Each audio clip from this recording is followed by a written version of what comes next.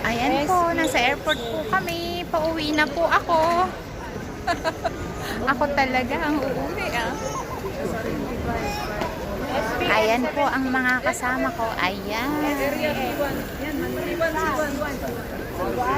Tara, doon tayo sa C1.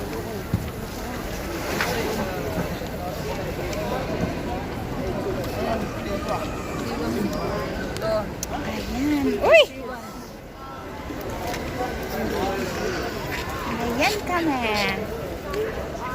Maglakad-lakad lang. Ano yung seat ko? Mamaya pa yun. Maya mo na malalaman.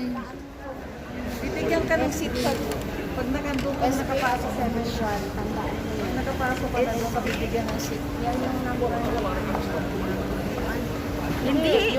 Yung upuan, pag nakapasok ka na doon,